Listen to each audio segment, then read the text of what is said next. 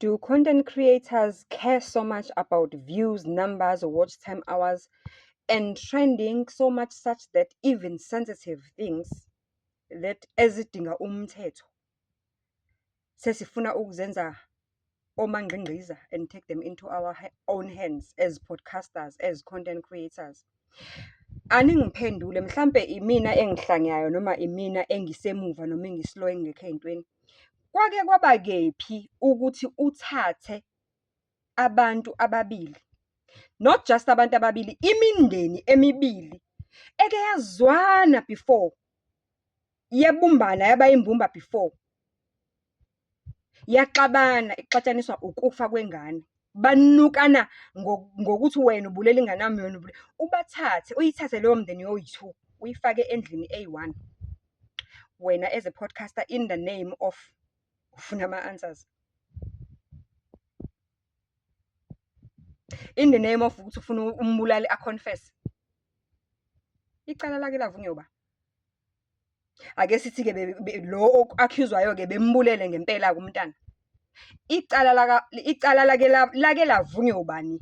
Nayiphi imini umuntu owake wabizwa wathiwa hey hayi wozwa uzovunyiswa usisi omuhle ofake iy'nwele ezibizayo ofake i-makeup?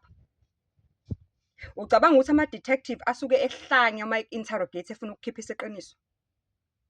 Wena awuna-skill, awunaso ngisho ese-counselling-ke ukuthi mhlawumpe kuthiwa uzobasiza-ke uba, you know, awunawo ngisho i-psychology qualification, let alone a basic counselling skill ukuthi mhlawumpe there is something that you can do to help them to reach a point of ukuthi babe calm. Bathathe wena uzobafaka ndawonye endlini eyodwa in an aim ukuthola iqiniso ukuthi ubani obulela ingane.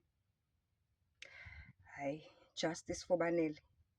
Ayikho into engizwise ubuhlungu njengesitori sikaBanele uma ngisibuka in one of the podcasts. Usisi esenza ngama-party bani.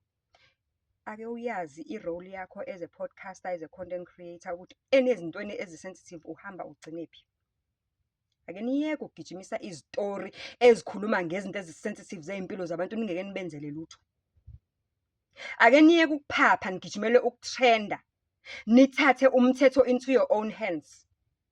Ukuba labantu phakathi kwabo njengoba ubathathile wabafaka erumini eyi-1, omunye wabo bephethe isibhamu, ngoba inhliziyo yayiphakelwa ayilawula, angeke uze wazi ukuthi ingqondo yomuntu ohlukumezekile okwipheni nengqondo yomuntu owumbulali icabanga kanjani. Ake sithi omunye wabo ngempela uye umbulali, ngeke uze wazi njengoba ekugcineni kosuku ukuthema kuphetha ngokuthi khona osesongela omunye ukuthi uzofa wena, ekubeni vele uya-accuse ngokuthi ubulela ingane.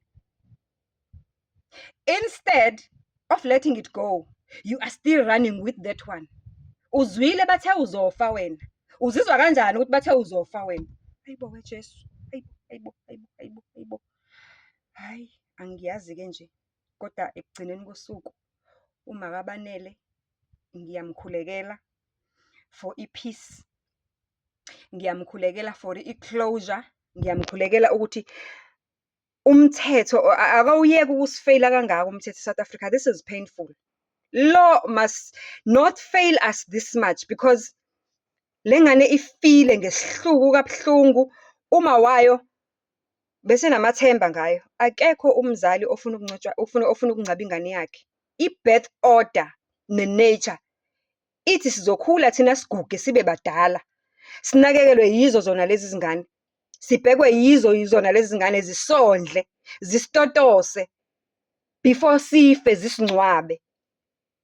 16-year-old umshaya umntana bemabokoboko, umshaya umntana uzimkuntshula intamo.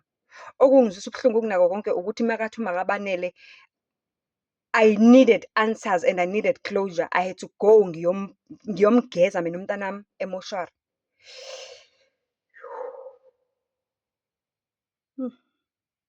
Kodwa-ke I don't think ukuthi umuntu ongakaze aphushe isisu for 9 months afike akhanule nase-labour ward can actually understand ukuthi loya muntu wesifazane, what is she actually going through.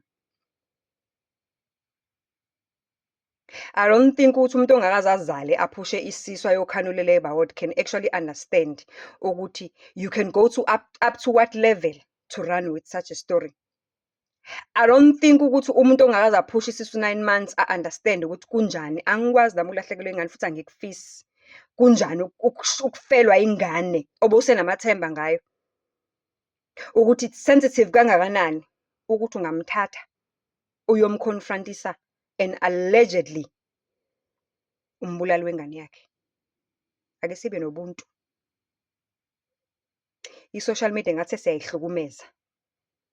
Engathi i-freedom esiyinikwa i-social media sesiyayi-abuse straight makunje. Hhayi sesiyayi-abuse shem. Kodwa akasisho ukuthi sithini. Ngiphilela i-content, ngiphilela ukutrenda. Ningama-blogger that other bloggers blog about. Sizonithini Nkosi yami? Hhayi, lafe lihle kakhulu.